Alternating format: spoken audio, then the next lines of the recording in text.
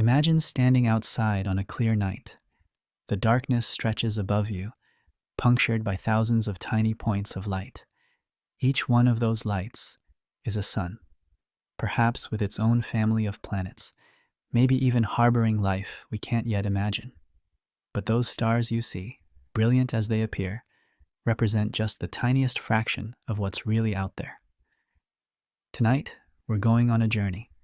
Not just any journey, but one that will take us from our familiar blue planet Earth, past our celestial neighbor the Moon, through the vast stretches of our solar system, beyond the realm of the Sun's influence, across the magnificent spiral arms of our galaxy, and finally out into the unimaginable expanse of the universe itself. This is a journey through space, and it begins right here, right now, beneath your feet. Earth, our blue marble home. We start our journey on Earth, the third planet from the Sun, and the only place in the entire universe where we know for certain that life exists.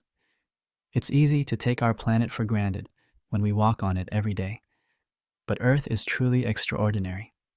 From space, it appears as a brilliant blue and white marble suspended in the infinite blackness, earning it the nickname, the blue marble. This blue comes from the vast oceans that cover approximately 70% of its surface, while the white swirls are clouds of water vapor constantly moving through the atmosphere. Earth measures about 7,926 miles across at its equator, making it the fifth largest planet in our solar system. Because Earth spins on its axis, it bulges slightly at the equator, which means the distance from pole to pole is slightly less, about 7,900 miles. But size isn't what makes Earth special. What truly sets our world apart is its atmosphere, that invisible blanket of gases that surrounds us and makes life possible. This atmosphere is composed of roughly 78% nitrogen and 21% oxygen, with the remaining 1% consisting of argon, carbon dioxide, and trace amounts of other gases including neon, helium, methane, and krypton. That precious oxygen, making up just over 1/5 of our air, is what allows us and countless other creatures to breathe and thrive. The atmosphere isn't just a single uniform layer. It's actually divided into 5 distinct layers, each with its own characteristics and role in protecting life on Earth's surface. The lowest layer, the troposphere, extends from the ground up to an average of about 12 kilometers, or 7.5 miles. This is where we live, where we breathe, and where virtually all weather occurs. The troposphere contains about 99% of all water vapor and aerosols in the atmosphere. As you climb higher in the troposphere, the temperature drops, which is why mountaintops are so cold and why pilots need pressurized cabins. Above the troposphere sits the stratosphere, reaching from about 12 to 50 kilometers above Earth's surface. This layer is home to the ozone layer, that critical shield that absorbs the sun's harmful ultraviolet radiation and prevents it from reaching the surface, where it could damage living tissue and disrupt ecosystems. Interestingly, temperatures in the stratosphere actually increase with altitude because the ozone absorbs so much solar energy. This is also where jet aircraft typically cruise, above most of the weather but still within Earth's protective embrace. Higher still, between 50 and 85 kilometers up, lies the mesosphere. This is where temperatures drop dramatically again, reaching the coldest temperatures found anywhere in Earth's system, about -85 degrees Celsius, or -120 degrees Fahrenheit at the top. The mesosphere is where most meteors burn up as they enter Earth's atmosphere, creating those brilliant streaks of light we call shooting stars. The very thin air here is just dense enough to create friction that incinerates these space rocks before they can reach the ground. The thermosphere extends from about 80 to 700 kilometers above Earth. Despite its name suggesting heat, the thermosphere would actually feel freezing cold to us because the air molecules are so spread out. However, these sparse molecules can reach temperatures up to 2,000 degrees Celsius, because they absorb so much solar radiation. This is where the International Space Station orbits, and where we see the beautiful auroras, those dancing curtains of green, red, and purple light created when charged particles from the sun interact with our planet's magnetic field. Finally, the exosphere represents the outermost layer of Earth's atmosphere, extending from about 700 kilometers to as far as 10,000 kilometers above the surface. Here, the atmosphere gradually fades into the realm of space itself. The molecules in the exosphere are so spread out that they can travel hundreds of kilometers without colliding with another molecule. This is where most of Earth's satellites orbit, silently circling our planet and beaming down communications, weather data, and GPS signals that have become essential to modern life. But Earth is more than just a ball of rock wrapped in air. Our planet formed about 4.5 billion years ago from the swirling disk of dust and gas that surrounded the young sun. Over billions of years, that early molten world cooled and differentiated into layers. A solid inner core of iron and nickel, a liquid outer core that generates Earth's protective magnetic field, a thick mantle of hot rock, and finally the thin crust we walk upon. The magnetic field generated by Earth's liquid outer core is crucial. It creates an invisible shield called the magnetosphere that deflects most of the dangerous charged particles constantly streaming from the sun. Without this protection, these particles would strip away our atmosphere and bombard the surface with deadly radiation, making complex life impossible. Earth is also geologically active, with vast tectonic plates constantly moving, albeit slowly by human standards. This movement creates mountains, causes earthquakes and volcanic eruptions, and recycles material between the surface and the interior. This geological activity may be essential for maintaining the conditions necessary for life over billions of years. When volcanoes erupt, they release gases from the interior that help maintain the atmosphere. When rain falls and rivers flow, they weather rocks and carry minerals to the oceans, where they can be used by living organisms. But now it's time to leave our home world behind and take our first steps into space. As we rise up through the layers of atmosphere, the blue sky fades to black.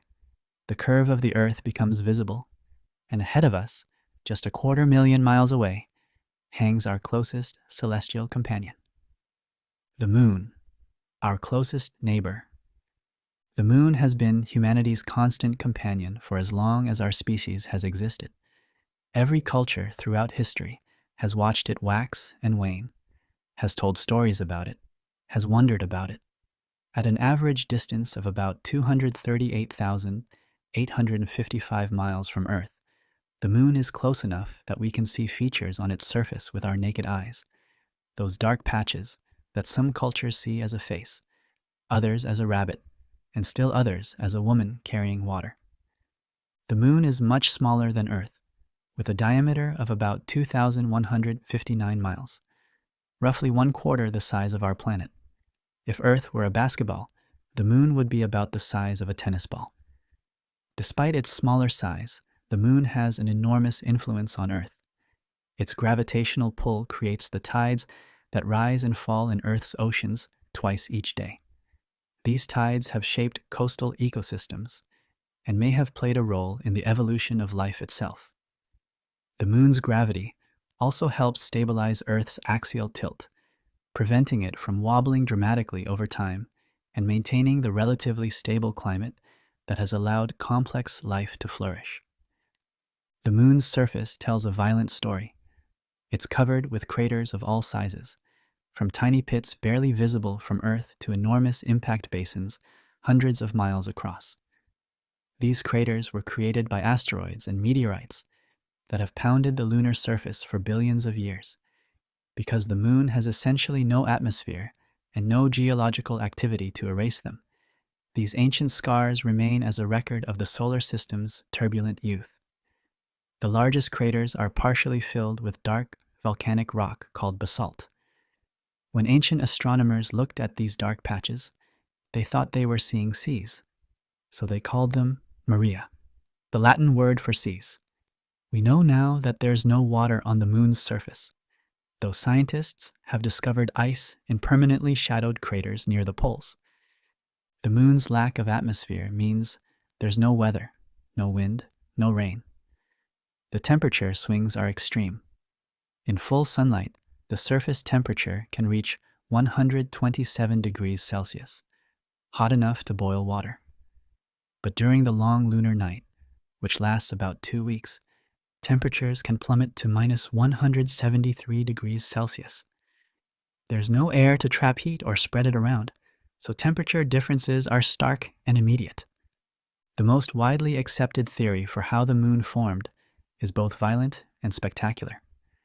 About 4.5 billion years ago, not long after Earth itself had formed, a Mars-sized body that scientists call Theia crashed into the young Earth in a collision of unimaginable energy.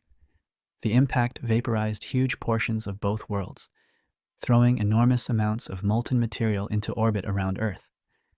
Over time, perhaps just tens of millions of years, this debris coalesced and cooled to form the moon. This theory explains why moon rocks, brought back by Apollo astronauts, have a similar composition to Earth's mantle, why the moon has such a small iron core compared to Earth, and why the moon lacks volatile elements that would have been driven off by the heat of such a collision. The moon is slowly drifting away from Earth at a rate of about 1.5 inches per year. Billions of years ago, the moon was much closer, appearing much larger in the sky and creating more dramatic tides.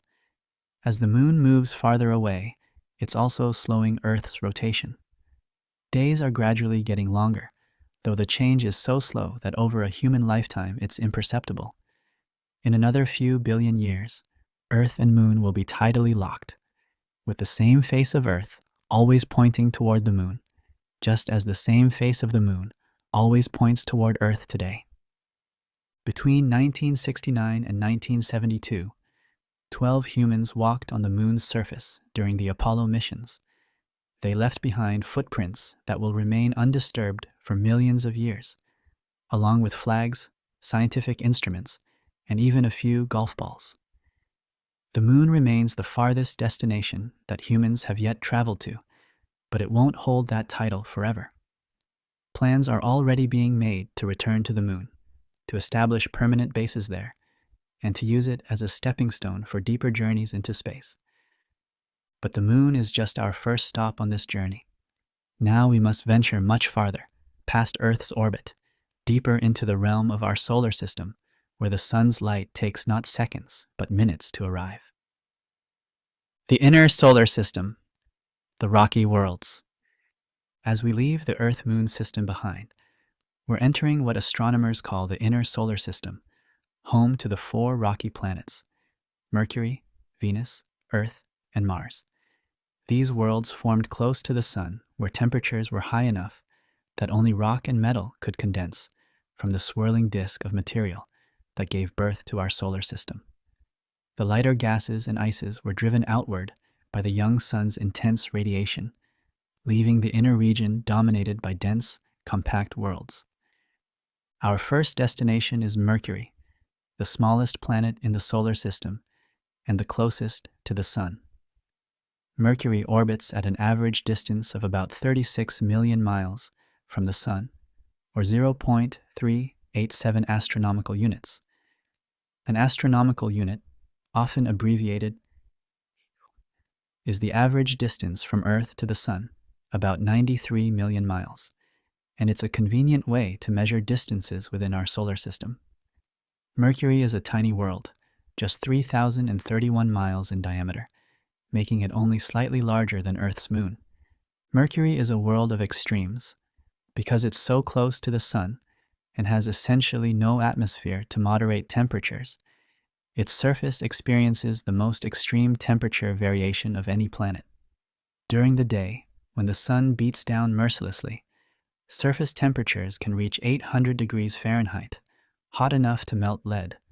But at night, with no atmosphere to trap heat, temperatures plummet to minus 300 degrees Fahrenheit. Imagine experiencing a temperature swing of over 1,000 degrees between day and night. Mercury's surface looks much like the Moon, heavily cratered and marked by ancient volcanic plains. One of the most impressive features is the Caloris Basin, an enormous impact crater over 900 miles across, created billions of years ago when an asteroid slammed into Mercury with devastating force. The impact was so powerful that it created shockwaves that traveled through the entire planet, creating strange, jumbled terrain on the exact opposite side of Mercury. Despite being so close to the Sun, Mercury actually has water ice in permanently shadowed craters near its poles, just like the Moon. These craters never receive sunlight, making them some of the coldest places in the inner solar system. Scientists believe the ice may have been delivered by comets that crashed into Mercury, or it might have formed from hydrogen atoms carried by the solar wind, combining with oxygen in the rocks. Moving outward, we come to Venus, the second planet from the Sun, orbiting at an average distance of 67 million miles, or 0.72 AU. Venus is often called Earth's twin because it's almost the same size, with a diameter of 7,521 miles compared to Earth's 7,926. But that's where the similarities end. Venus is actually more like Earth's evil twin. Venus is shrouded in thick clouds of sulfuric acid that completely hide its surface from view. These clouds reflect so much sunlight that Venus is the brightest natural object in our night sky after the Moon. Ancient people called it both the morning star and the evening star, not realizing it was the same object. But beneath those clouds lies a hellscape that would destroy any unprotected spacecraft in hours. Venus has the most massive atmosphere of any rocky planet, 90 times heavier than Earth's, composed almost entirely of carbon dioxide. This creates the most extreme greenhouse effect in the solar system. Heat from the sun is trapped by the thick atmosphere, driving surface temperatures to a staggering 864 degrees Fahrenheit, hot enough to melt lead. This makes Venus effectively the hottest planet in the solar system at the surface level, even hotter than Mercury, despite being almost twice as far from the sun. The atmospheric pressure at the surface is also 90 times greater than Earth's, equivalent to being 3,000 feet deep in Earth's oceans. Several Soviet spacecraft managed to land on Venus in the 1970s and early 80s, transmitting pictures of a rocky, desolate landscape before being crushed and melted by the hostile environment. Venus also rotates backward compared to most other planets. While Earth and most planets rotate counterclockwise when viewed from above the North Pole, Venus rotates clockwise. Even stranger, Venus rotates so slowly that a day on Venus is longer than a year.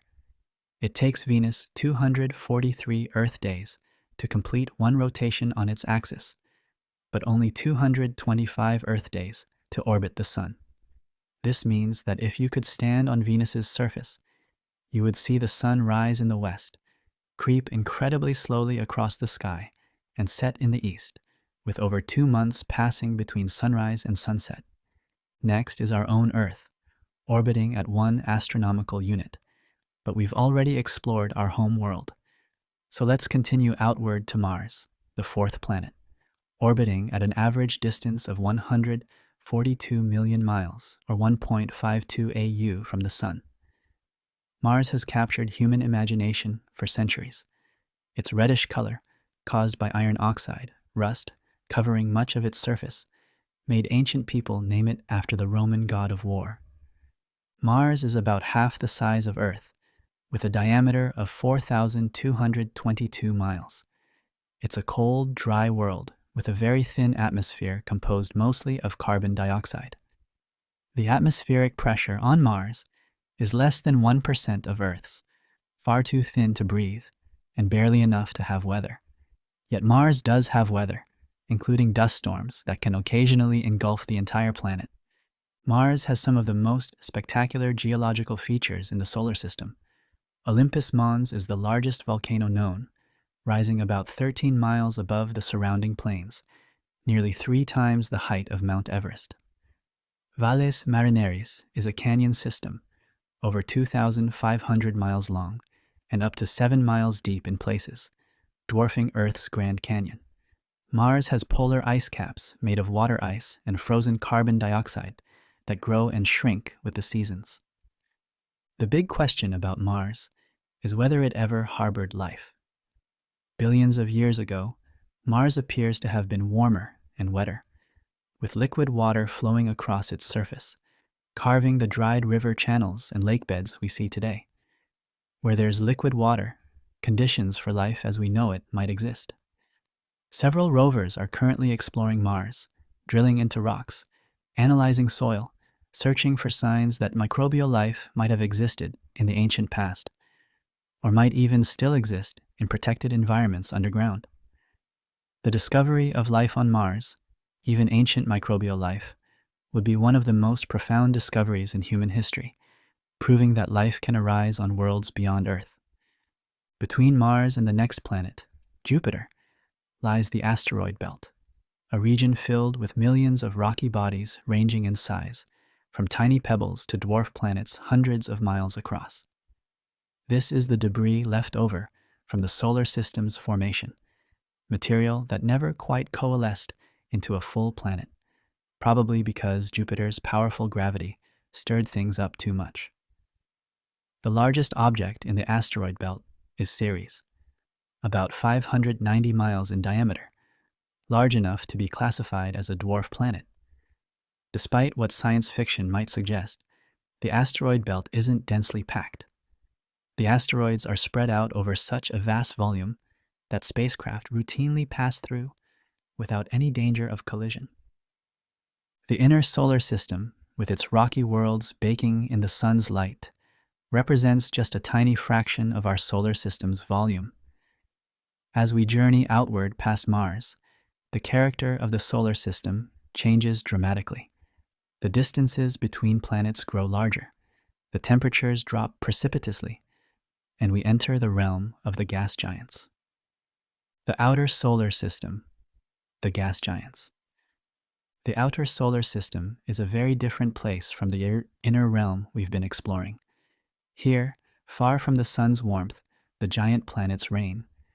These are worlds utterly unlike Earth, massive balls of gas and liquid with no solid surface to stand on. The two largest, Jupiter and Saturn, are known as gas giants, composed primarily of hydrogen and helium, the lightest and most abundant elements in the universe. Jupiter, the fifth planet from the Sun, orbits at an average distance of 484 million miles, or 5.2 astronomical units. Jupiter is, in a word, enormous.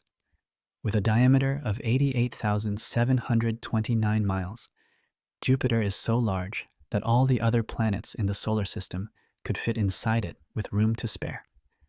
More than 1,300 Earths could fit within Jupiter's volume.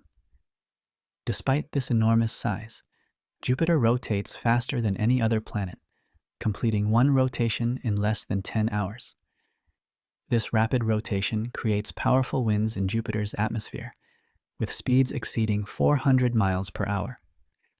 Jupiter's most famous feature is the Great Red Spot, a storm larger than Earth that has been raging for at least 300 years, possibly much longer. The clouds we see on Jupiter are organized into colorful bands parallel to the equator, with light-colored zones and dark-colored belts created by different chemical compounds at different altitudes and temperatures. Jupiter's atmosphere is predominantly hydrogen and helium, making up about 99% of it, but it also contains trace amounts of methane, ammonia, water vapor, and other compounds that create the varied colors we see in its clouds. Deep beneath Jupiter's visible clouds, conditions become increasingly extreme. The pressure and temperature rise steadily, eventually becoming so great that the hydrogen is compressed into a liquid. Go deeper still, and the pressure becomes so intense that the liquid, hydrogen, is compressed into a state that acts like liquid metal. This metallic hydrogen layer generates Jupiter's powerful magnetic field, which is 14 times stronger than Earth's and extends millions of miles into space. creating a magnetosphere so large that if we could see it from Earth, it would appear larger than the full moon. Jupiter has at least 95 known moons, ranging from tiny irregular chunks of rock, probably captured asteroids, to 4 large moons discovered by Galileo in 1610. These Galilean moons, named Io, Europa, Ganymede, and Callisto, are worlds unto themselves. Io is the most volcanically active body in the solar system, with hundreds of active volcanoes constantly resurfacing the moon with fresh lava. Europa is covered by a smooth shell of ice that scientists believe floats on a vast ocean of liquid water. This hidden ocean, thought to be kept liquid by tidal heating from Jupiter's powerful gravity, is considered one of the most promising places in the solar system to search for life. Ganymede is the largest moon in the solar system, even bigger than Mercury, and it's the only moon known to have its own magnetic field. Callisto is heavily cratered, its ancient surface bearing witness to billions of years of impacts. Moving outward, we encounter Saturn, the 6th planet, orbiting at an average distance of 887 million miles, or 9.54 astronomical units from the Sun. Saturn is the 2nd largest planet, with a diameter of 74,600 miles. Like Jupiter, Saturn is composed primarily of hydrogen and helium. In fact, Saturn is so low in density that it would float if you could find an ocean large enough to put it in. But Saturn's claim to fame is its magnificent ring system. While all the gas giant planets have rings, none compare to Saturn's. The rings are made of countless billions of chunks of ice, ranging in size from tiny grains to house-sized boulders, all orbiting Saturn in an incredibly thin disk. The main rings extend from about 4,400 miles to 50,000 miles from Saturn's center, yet they're remarkably thin, in most places only about 30 feet thick. From edge to edge, the rings span nearly 175,000 miles, yet if you compressed all the material in the rings together, you'd only get a moon about 300 miles across. The rings aren't solid structures. Each particle orbits Saturn independently, according to the laws of orbital mechanics, with inner particles moving faster than outer ones. The rings show intricate structure, with thousands of individual ringlets separated by gaps. Some of these gaps are caused by small moons called shepherd moons that orbit within or near the rings, their gravity clearing out pathways. The origin of Saturn's rings remains an active area of research. They could be the remains of a moon that was destroyed by a collision or tidal forces, or perhaps their material that was prevented from forming a moon in the first place by Saturn's powerful gravity. Some evidence suggests the rings may be relatively young in astronomical terms, possibly only a few 100 million years old. Saturn also has a large family of moons, with 146 confirmed as of the latest count. The largest, Titan, is bigger than Mercury and is the only moon in the solar system with a thick atmosphere. Titan's atmosphere is mostly nitrogen, like Earth's, but much thicker and cold enough that methane and ethane exist as liquids on the surface. Titan has lakes and seas of liquid methane, rivers that flow with liquid hydrocarbons, and a weather cycle of methane clouds, rain, and evaporation, just like Earth's water cycle, but at temperatures around minus 300 degrees Fahrenheit. Another moon, Enceladus, has geysers that shoot plumes of water ice into space from an ocean hidden beneath its icy crust, making it another prime target in the search for life. Jupiter and Saturn, these majestic gas giants, have shaped the solar system through their immense gravity. They've cleared debris from their orbital paths, deflected some comets and asteroids away from the inner planets, while sending others on collision courses with them, and possibly even influenced where and how the rocky planets formed. They're cosmic giants whose presence echoes throughout the entire solar system. The ice giants and the solar system's edge.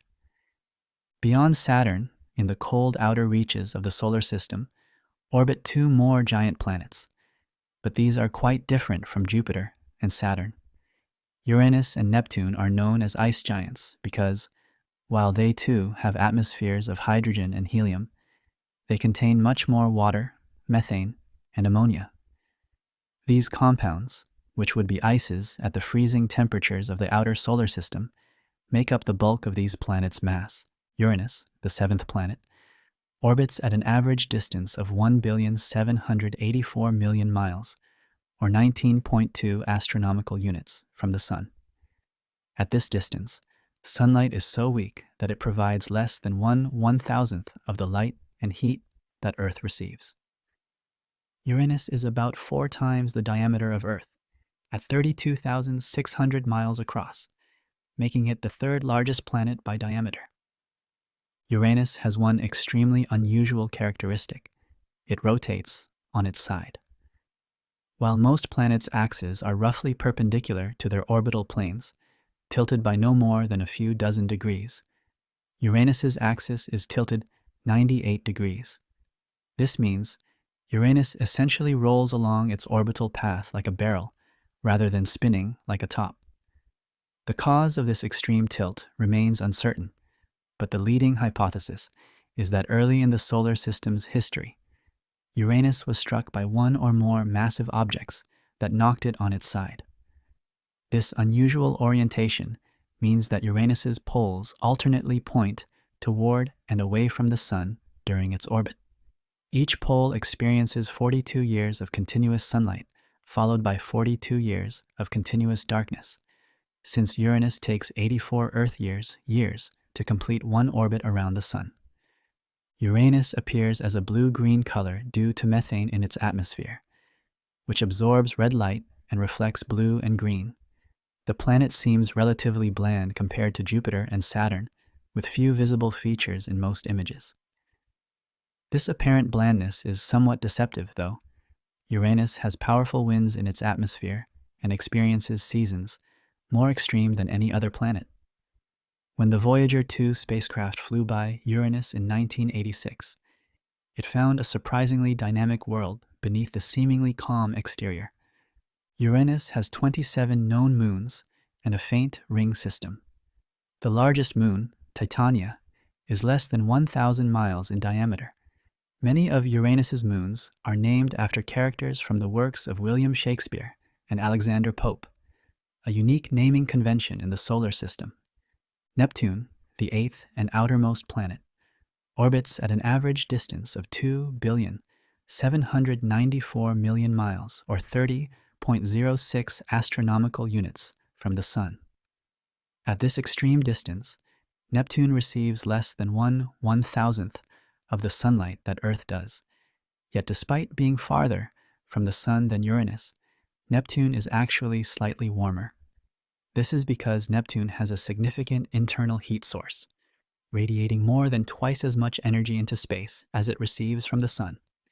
The source of this heat is likely the slow gravitational compression of the planet over time. Neptune is slightly smaller than Uranus, with a diameter of about 30,775 miles, but it's more massive. Like Uranus, Neptune appears blue due to methane in its atmosphere, but Neptune's blue is deeper and more vivid. Unlike Uranus, Neptune displays obvious weather systems, with the fastest winds measured on any planet reaching speeds of over 1,200 miles per hour. When Voyager 2 visited Neptune in 1989, it observed a great dark spot, similar to Jupiter's Great Red Spot, a massive storm system in Neptune's atmosphere. This particular storm has since disappeared, but other spots have been observed since then. Neptune has 14 known moons. The largest, Triton, is unusual because it orbits Neptune in a retrograde direction, opposite to Neptune's rotation and opposite to the direction that most moons orbit their planets. Triton is also one of the coldest objects in the solar system, with surface temperatures around -391 degrees Fahrenheit. Despite these frigid temperatures, Triton has active geysers that shoot nitrogen ice and gas several miles into the thin atmosphere. Based on its retrograde orbit and composition, Triton is most likely a captured object, probably a Kuiper belt object that wandered too close to Neptune billions of years ago and was captured by the planet's gravity. Triton's retrograde orbit is gradually bringing it closer to Neptune. In a few billion years, it will either crash into Neptune or be torn apart by tidal forces to form a spectacular ring system. Beyond Neptune's orbit lies a vast region populated by countless small icy bodies. This is the Kuiper Belt, extending from about 30 astronomical units to 55 astronomical units from the Sun. The Kuiper Belt is like an asteroid belt, but much larger and much farther out, and it's composed of icy bodies rather than rocky ones. These icy remnants date from the formation of the solar system and offer clues about the conditions in the outer regions 4.5 billion years ago. The most famous resident of the Kuiper Belt is Pluto, once considered the 9th planet but reclassified as a dwarf planet in 2006. Pluto is small, only about 1,430 miles in diameter, smaller than Earth's moon. It orbits at an average distance of about 3,670,000,000 miles, or nearly 40 astronomical units from the Sun, though its highly elliptical orbit brings it as close as 30 astronomical units and takes it as far as 50 astronomical units. Pluto takes 248 Earth years to complete one orbit. Pluto has 5 known moons. The largest, Charon, is so large relative to Pluto that the two are sometimes considered a double planet system. They're tidally locked to each other, so the same face of each always points toward the other. In 2015, NASA's New Horizons spacecraft flew past Pluto, revealing a surprisingly complex and active world with mountains made of water ice, vast plains of frozen nitrogen, and evidence of relatively recent geological activity, despite being so far from the Sun and having no obvious heat source. The Kuiper Belt extends outward to about 55 astronomical units, gradually thinning out as it transitions to the scattered disk, a region where objects have been gravitationally scattered into highly elliptical orbits by encounters with Neptune. Beyond that, at distances from thousands to tens of thousands of astronomical units, scientists theorize there exists the Oort cloud, a vast spherical shell of icy bodies surrounding the entire solar system. We've never directly observed the Oort cloud because the individual objects are too small and too far away, but astronomers are confident it exists because it appears to be the source of long-period comets, those comets that take hundreds or thousands of years to orbit the Sun. Occasionally, the gravity of a passing star or random gravitational perturbations nudge an object in the Oort cloud, sending it plunging toward the inner solar system where it heats up and develops the spectacular tail we associate with comets. The Oort cloud represents the very edge of the Sun's gravitational influence, the boundary between our solar system and the vast interstellar void beyond. And that's where our journey takes us next, out into the darkness between the stars. Interstellar space, between the stars. We're now leaving the solar system behind, venturing into interstellar space, the vast region between the stars. This is not completely empty space. It's filled with a tenuous mixture of gas, mostly hydrogen and helium, and tiny grains of dust, but it's incredibly sparse. In the densest molecular clouds, there might be 1,000,000 atoms per cubic centimeter. That sounds like a lot, but Earth's atmosphere at sea level has about 30 trillion molecules per cubic centimeter. Most of interstellar space is even less dense, with perhaps 1 atom per cubic centimeter. It's the best vacuum achievable, better than anything we can create in laboratories on Earth. 2 spacecraft, Voyager 1 and Voyager 2, launched in 1977, have actually entered interstellar space. Voyager 1 crossed the heliopause, the boundary where the solar wind from the Sun meets the interstellar medium, in August 2012. Voyager 2 followed in November 2018.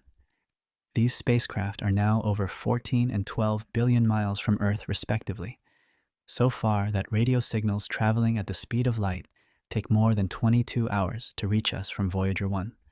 Even at that tremendous distance, the Voyagers are still incredibly close by interstellar standards.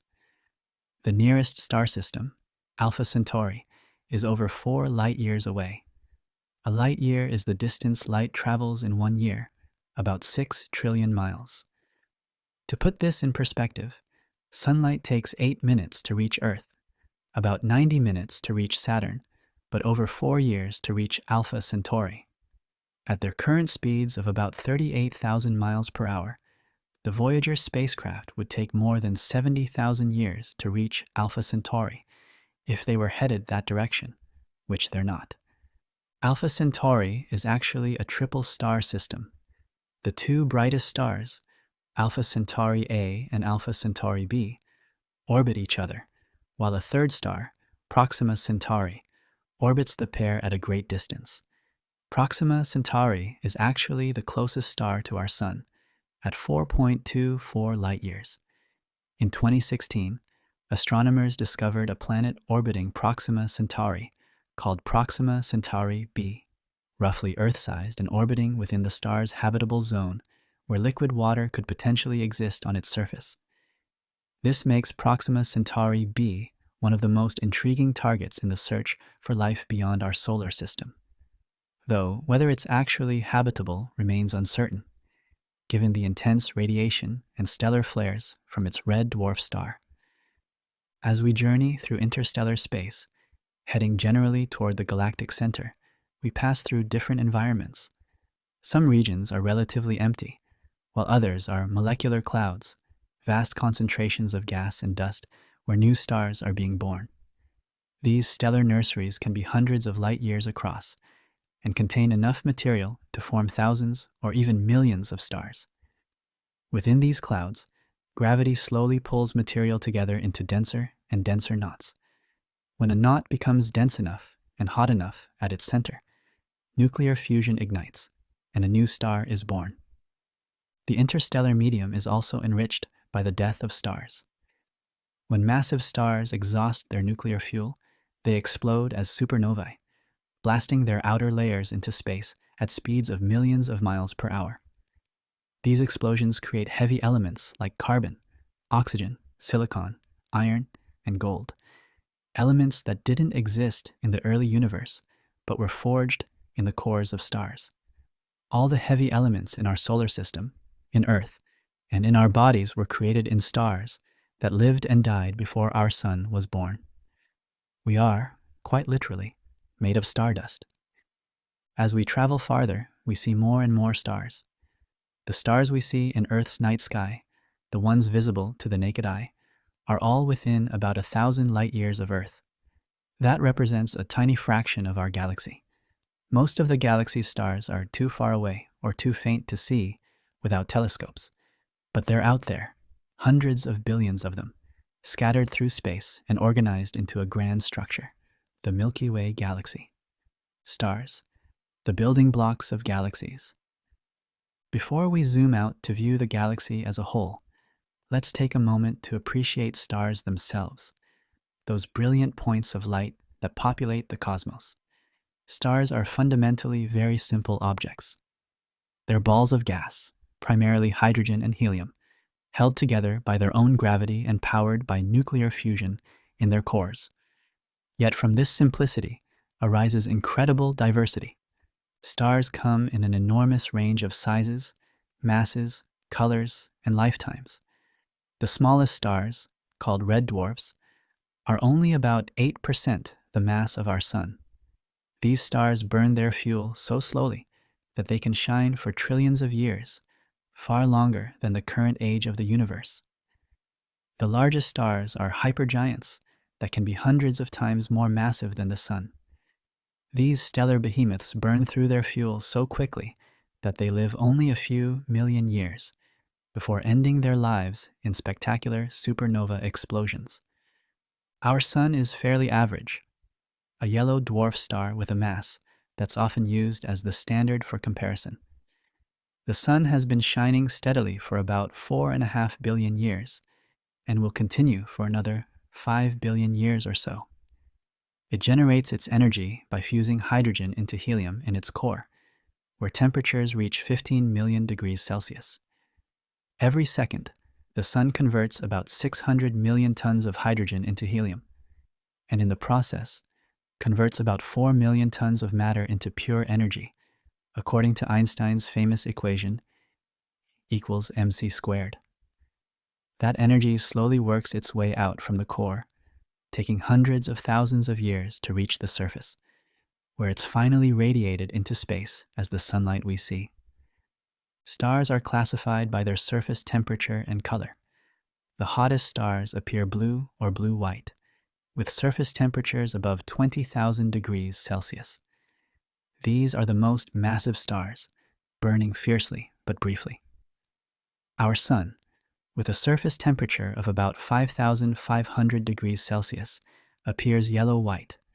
Cooler stars appear orange or red, with surface temperatures of 3,000 degrees Celsius or less. These red dwarfs are the most common type of star in the galaxy, though they're so faint that none are visible to the naked eye from Earth. Stars are not distributed randomly through the galaxy. They're organized into populations based on their age and composition. Population-wise stars, like our Sun, are relatively young and metal-rich. Here, metal means any element heavier than helium. These stars formed from gas, enriched with heavy elements from previous generations of stars. Population 2 stars are much older, formed in the early days of the galaxy, from gas that contained almost no heavy elements. These ancient stars are found primarily in globular clusters, spherical collections of hundreds of thousands of stars that orbit in the halo surrounding the main disk of the galaxy. All stars eventually die, but how they die depends on their mass. Stars like the Sun will eventually exhaust the hydrogen in their cores. When that happens, the core will contract and heat up, while the outer layers expand dramatically. The Sun will become a red giant, so large that it will engulf the inner planets, possibly including Earth. After a few 100 million years as a red giant, the outer layers will drift away into space, forming a beautiful planetary nebula, a shell of glowing gas lit by the ultraviolet radiation from the hot core left behind. This core, no longer generating energy through fusion, will slowly cool over billions of years, becoming a white dwarf, a stellar remnant about the size of Earth, but with roughly half the mass of the Sun, incredibly dense. More massive stars, those with more than about 8 times the Sun's mass, have far more dramatic ends. When these stars exhaust their fuel, they explode as supernovae, briefly shining as brightly as billions of stars combined. The explosion blasts the star's outer layers into space at a significant fraction of the speed of light, while the core collapses. If the core's mass is between about 1.5 and 3 solar masses, it becomes a neutron star, a sphere only about 12 miles across, but with more mass than the Sun, so dense that a teaspoon of neutron star material would weigh 1 billion tons. If the core is more massive than about 3 solar masses, it collapses into a black hole, where gravity is so strong that not even light can escape. Throughout the galaxy, this cycle of stellar birth and death has been continuing for billions of years, enriching the interstellar medium with heavy elements and sculpting the structure we see today. The Milky Way, our galactic home. Now let's step back and view our galaxy as a whole. The Milky Way is a barred spiral galaxy, one of hundreds of billions of galaxies in the observable universe. Current estimates suggest it contains somewhere between 100 billion and 400 billion stars, though the exact number remains uncertain due to the difficulty of counting faint stars and the obscuring effects of dust. The Milky Way is enormous, about 100,000 light-years across. If we could see the galaxy from the outside, from far above its disk, we would see a beautiful spiral structure with a bright central bulge and several spiral arms winding outward. The Milky Way has a multi-layered structure. At its heart is the galactic center, located about 26,000 light-years from Earth in the direction of the constellation Sagittarius. The center is marked by an intense radio source called Sagittarius A star, which is actually a supermassive black hole with a mass about 4 million times that of the Sun. This black hole doesn't glow itself, since nothing can escape from a black hole, not even light. But material falling toward the black hole forms an accretion disk that heats up to millions of degrees and emits intense radiation. Surrounding the supermassive black hole is the nuclear bulge, a sphere of old stars about 10,000 light-years across. The galactic disk extends outward from the bulge, a flat structure containing most of the galaxy's stars, gas, and dust. The disk is organized into spiral arms, regions of higher density where stars and gas are concentrated. There are 4 major spiral arms in the Milky Way: the Perseus arm, the Sagittarius arm, the Scutum-Centaurus arm, and the outer arm.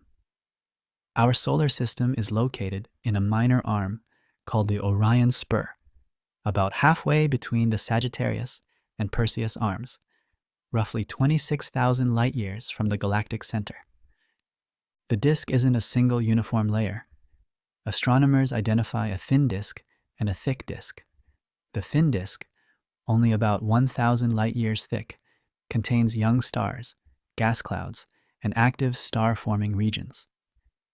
The thick disk, several thousand light-years thick, contains older stars. Most of the Milky Way's mass is actually in the halo, a roughly spherical region extending well beyond the visible disk. The halo contains globular clusters, those ancient dense clusters of stars, and vast amounts of mysterious dark matter that can be detected only through its gravitational effects. The Milky Way is rotating. Stars near the Sun orbit the galactic center at about 500,000 miles per hour, completing one orbit approximately every 230 million years. This means that since the Sun formed 4.5 billion years ago, it has completed about 20 orbits around the galaxy. Different parts of the galaxy rotate at different speeds, and this differential rotation helps maintain the spiral structure. Throughout the Milky Way, star formation is ongoing. Giant molecular clouds, composed primarily of hydrogen molecules and dust, provide the raw material. When regions of a cloud become dense enough, gravity overcomes the outward pressure of the gas, and the cloud begins to collapse. As it collapses, it fragments into many smaller pieces, each of which can form a star. The most active star-forming regions in the Milky Way contain brilliant young stars that light up their surroundings, creating the beautiful glowing nebulae we can photograph with telescopes. The Milky Way hasn't been alone in its evolution. It has consumed several smaller galaxies over its history, absorbing their stars into the halo and disk. Even now, the Milky Way is in the process of cannibalizing 2 small satellite galaxies, the Sagittarius Dwarf Elliptical Galaxy and the Canis Major Dwarf Galaxy, pulling their stars into streams that loop around the Milky Way. This process of galactic cannibalism is common throughout the universe. The Milky Way is also on a collision course with the Andromeda Galaxy, our nearest large galactic neighbor, located about 2.5 million light-years away. The 2 galaxies are approaching each other at about 70 miles per second.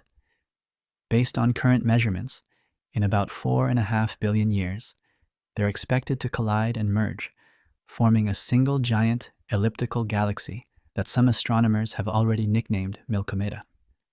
When this happens, individual stars won't actually collide because the space between stars is so vast. But the gravitational interactions will dramatically reshape both galaxies, likely triggering intense bursts of star formation and ejecting some stars into intergalactic space. Our Sun will likely survive this merger, though it may be flung into a different part of the combined galaxy. Looking up at the Milky Way from Earth on a dark, clear night, that faint band of light stretching across the sky is actually the combined light of billions of stars too far away to see individually. We're seeing our galaxy from the inside, looking through the disk toward the galactic center. The dark patches aren't gaps in the stars, but rather clouds of dust that block the light from more distant stars behind them. But the Milky Way, vast as it is just one galaxy among countless others scattered throughout the universe. To see them, we must journey far beyond the bounds of our galactic home. Beyond the Milky Way, the universe of galaxies. As we pull back from the Milky Way, it shrinks from an all-encompassing structure, filling our entire view to a single spiral among many. The Milky Way is part of a small group of galaxies called the Local Group, which contains about 50 galaxies, spread across roughly 10 million light-years. The Local Group is dominated by three large spiral galaxies: the Milky Way, the Andromeda Galaxy, and the Triangulum Galaxy. Andromeda is the largest, containing roughly 1 trillion stars, more than twice as many as the Milky Way. The Triangulum Galaxy, while still large, is smaller than both the Milky Way and Andromeda. Most of the other galaxies in the Local Group are small dwarf galaxies, many of them satellites of the larger galaxies. The Milky Way alone has over 50 known satellite galaxies, including the large and small Magellanic Clouds, two irregular dwarf galaxies visible from the southern hemisphere that have been known to humanity for thousands of years. These satellite galaxies are slowly being drawn toward the Milky Way by gravity, and will eventually be absorbed into it. Galaxies come in several basic types. Spiral galaxies like the Milky Way have a disk structure with spiral arms and active star formation. Elliptical galaxies are more rounded or oval-shaped, contain mostly old stars, and have little gas or dust for making new stars. Elliptical galaxies range enormously in size, from dwarf ellipticals containing only a few million stars to giant ellipticals with trillions of stars. Irregular galaxies don't fit neatly into either category. They have chaotic, disorganized structures, often because they've been disrupted by gravitational interactions with other galaxies. Beyond the Local Group, galaxies are organized into progressively larger structures. Galaxy groups like the Local Group contain a few dozen galaxies. Galaxy clusters contain hundreds or thousands of galaxies. The nearest large galaxy cluster is the Virgo cluster, about 54 million light-years away, containing over 2,000 galaxies. Even larger are superclusters, which contain many galaxy clusters. The Local Group is part of the Virgo supercluster, which contains at least 100 galaxy groups and clusters, and spans about 110 million light-years. Recent observations have revealed an even larger structure called Laniakea, a supercluster of superclusters containing about 100,000 galaxies, spanning 520 million light-years. Laniakea means immeasurable heaven in Hawaiian, and it represents one of the largest coherent structures in the known universe. The Virgo supercluster is just one small part of Laniakea, and Laniakea itself is just one of millions of such structures scattered throughout the observable universe. Between these massive structures are vast voids, regions containing relatively few galaxies. These cosmic voids can be hundreds of millions of light-years across. The overall structure of the universe on the largest scales resembles a cosmic web, with galaxies concentrated in filaments and walls surrounding enormous empty voids. This structure emerged from tiny density fluctuations in the very early universe that were amplified over billions of years by gravity. The observable universe contains an almost unimaginable number of galaxies. Estimates range from 100 billion to 2 trillion, depending on the method used and how you define what counts as a galaxy. Each of these galaxies contains millions to trillions of stars. Some are much larger than the Milky Way, while many are much smaller. Some are actively forming new stars, while others exhausted their gas billions of years ago, and now contain only old, red stars slowly fading away. Among all these galaxies are many strange and exotic objects. Active galactic nuclei are galaxies whose central supermassive black holes are actively consuming material, releasing tremendous amounts of energy. Quasars are the most luminous type of active galactic nucleus. shining so brightly they can outshine their entire host galaxy. The most distant quasars we've observed are so far away that we're seeing them as they were over 13 billion years ago, less than a billion years after the Big Bang. The light from these objects has been traveling through space for most of the history of the universe. Some galaxies have undergone, or are currently undergoing, mergers. When galaxies collide, the interactions trigger intense bursts of star formation as gas clouds collide and compress. These starburst galaxies can form new stars at rates hundreds of times higher than in normal galaxies like the Milky Way. The gravitational interactions during a merger can also feed material into the central supermassive black holes, potentially triggering them to become active galactic nuclei. The most distant galaxies we've detected are special for a different reason. Because light takes time to travel across space, when we look at distant galaxies, we're looking back in time. The farther away a galaxy is, the farther back in time we're seeing it. The most distant galaxies are seen as they were over 13 billion years ago, when the universe was young. These early galaxies look different from modern galaxies. They're smaller, irregularly shaped, and are forming stars at prodigious rates. By studying these distant galaxies, astronomers are piecing together the story of how galaxies formed and evolved over cosmic time.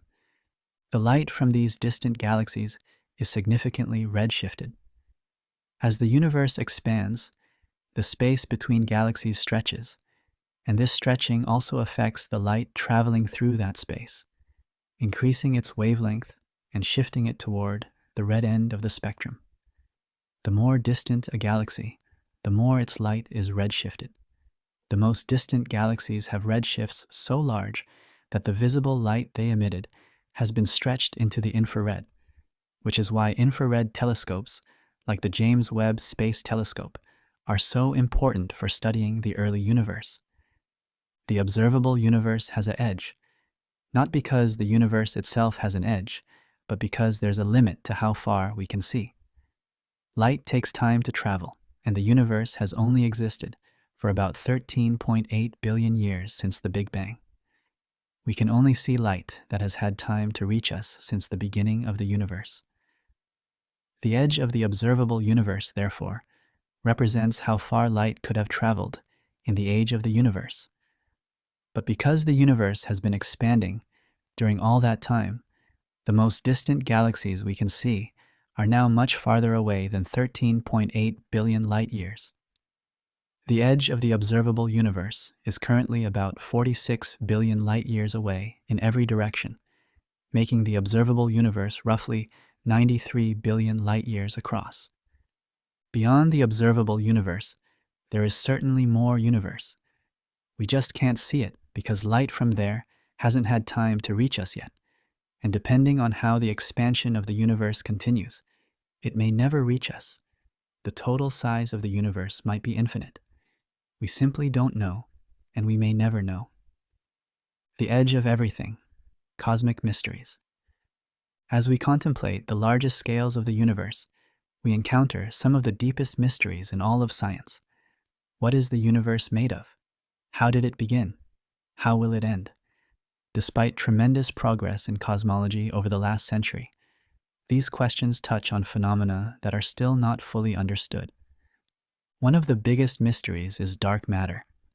When astronomers measure the rotation speeds of galaxies, they find that the outer parts are rotating much faster than they should based on the visible matter alone.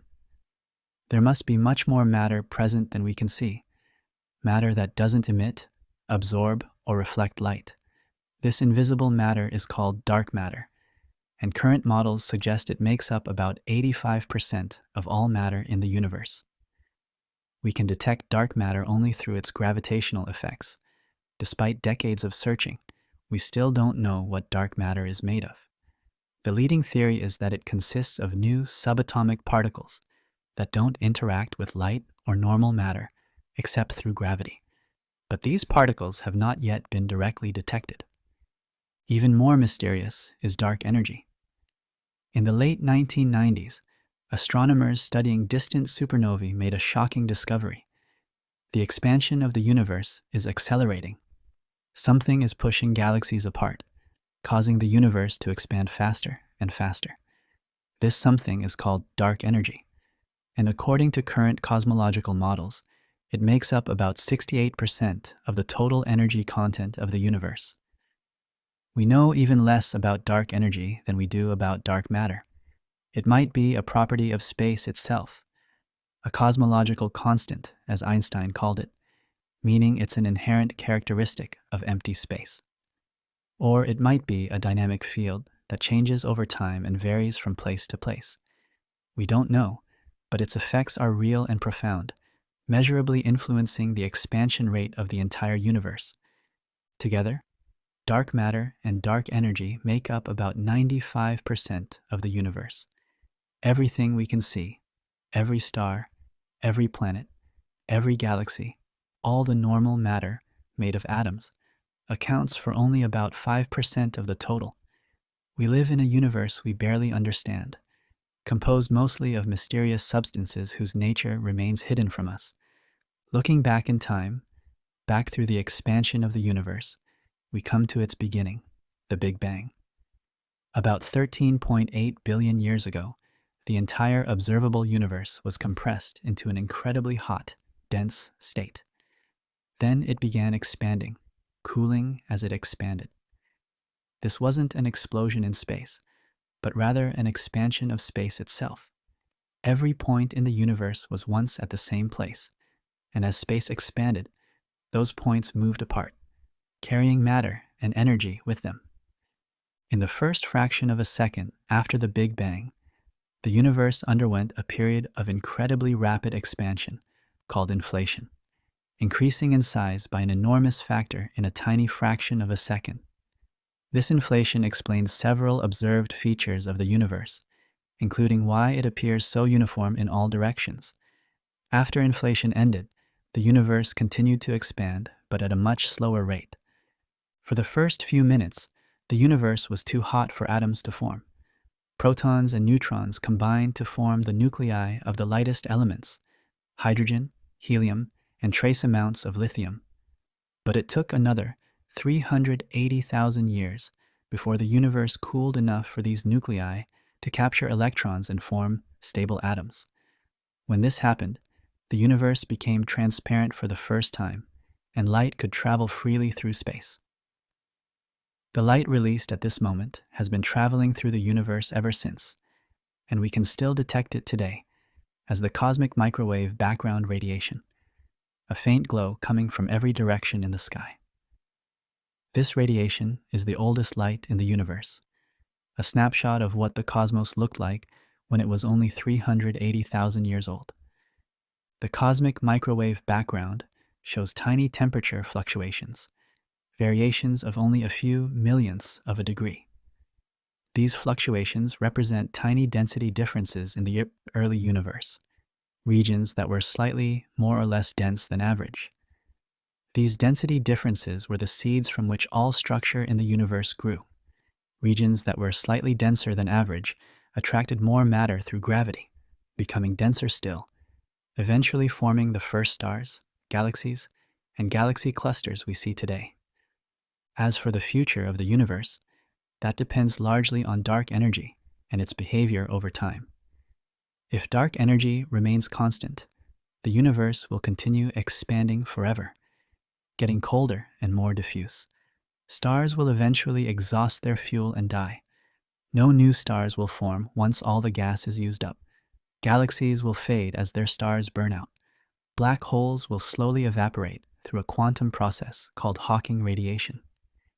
In the unimaginably distant future, perhaps 10 to the 100 years from now, according to theoretical calculations, even black holes will have evaporated, leaving a cold, dark, empty universe with only the faintest remnants of radiation. Alternatively, if dark energy strength changes over time, other fates are possible, though these remain purely theoretical. If dark energy strengthens, it could eventually overcome all other forces, tearing apart galaxies, stars, planets, atoms, and even subatomic particles in what's called a big rip. If dark energy reverses and becomes attractive rather than repulsive, the universe could stop expanding and begin contracting, eventually collapsing back into a hot, dense state in a big crunch, perhaps even giving birth to a new universe in an endless cycle of expansion and contraction. We don't know which fate awaits our universe. We're still trying to understand the fundamental physics involved. What we do know is that the universe is vast, almost beyond comprehension, filled with wonders we're only beginning to understand. Conclusion: returning home with a new perspective. Our journey has taken us from Earth, our small but precious home, outward through the solar system, past the giant planets, and into the realm between the stars. We've witnessed the majesty of the Milky Way galaxy with its hundreds of billions of suns, and ventured even farther to see the universe of galaxies, stretching billions of light years in all directions. We've touched on the great mysteries: dark matter, dark energy, the Big Bang, and the ultimate fate of everything. Now, as our journey comes full circle, we find ourselves back where we started, on planet Earth. But after traveling through the cosmos, Earth looks different. We see it not as the whole world, but as a tiny, fragile oasis of life in an overwhelmingly vast and mostly empty universe. Our planet is the only place we know of where life exists, the only place where complex organic molecules have organized themselves into creatures that can wonder about the universe and explore it. This cosmic perspective humbles us. All of human history, every person who has ever lived, every civilization that has risen and fallen, every war fought and peace achieved, happened on this one small world. From out here, the things that divide us seem trivial. We're all inhabitants of the same planet, sharing the same thin atmosphere, warmed by the same star. Yet this perspective also inspires us. We are the universe's way of knowing itself. We are made of atoms forged in the hearts of stars that lived and died billions of years ago. We are connected to the cosmos in the most fundamental way possible, and we have barely begun our exploration. In the past few decades, we've sent our spacecraft to every planet in the solar system. We've landed rovers on Mars. We've seen the surfaces of Titan and Venus. We've flown by Pluto and sent probes into interstellar space. We've discovered thousands of planets orbiting other stars, and we're beginning to characterize their atmospheres, searching for signs of life. We've looked back to the earliest moments of cosmic time and forward to contemplate the universe's ultimate fate. Humanity's future in space is just beginning. Plans are underway to return to the moon and establish permanent bases there.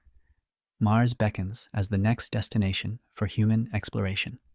Further in the future, we may venture to the moons of Jupiter and Saturn, mine asteroids for resources, or even build generation ships to carry our descendants to other star systems.